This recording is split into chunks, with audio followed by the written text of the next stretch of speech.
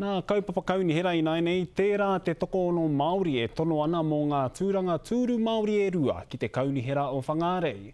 Ko tētahi ko te kai haka kai whakahaere ara pautama a Pauline Hopper, ko tētahi anō ko te kai whakatangi reo irirangi a Phoenix Ruka, i kōrero tahi rāua ki a Harata Brown.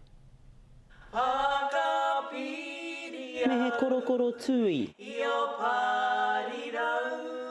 E anga nui nei kia tau te reo o Pihi Awiri hei kai kaunihera wāri Māori tuatahi o Whangarei, te Ringa Prāwa.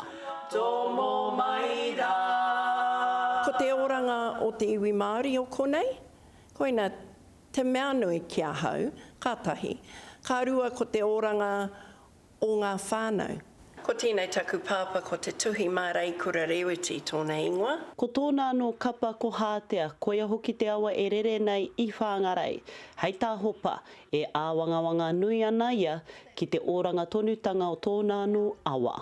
Ko hātea e kaue nei ngā waimaharo o Ngāti Hau, engari nui te mahi kia whakaora I te awa anō.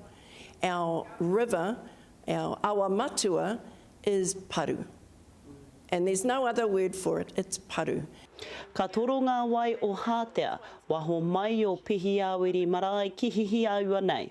He pā kāinga kia Phoenix Ruka e toru te kaumarua ngā tau.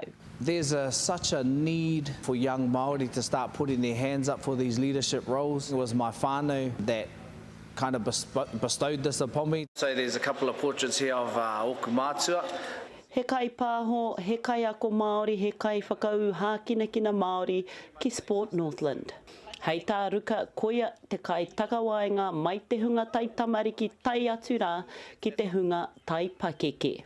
I'm still able to speak the language of our rangatahi and also connect that to our older generation as well. Aina tau ki te kaunihera o Whangarei, te Ringa Prāwa, koi nei tētahi o ngā wawata. As a child, my family, when there wasn't much water, we used to go down to the Hirere down here or Tuihau, and we used to bathe there and wash there.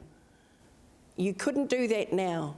It would be great to be able to return to those days. I feel as if though I can bring a voice from a Te Ao Māori perspective, based and rooted on our tupuna reo, and then give perspective to non-Māori to help them understand why Māori feel the way they do. Ka tuwhera ngā tatau pōti mātereta hei te kaumaono o Hepetema, tainoa atu ki te tuawaru o Oketopa.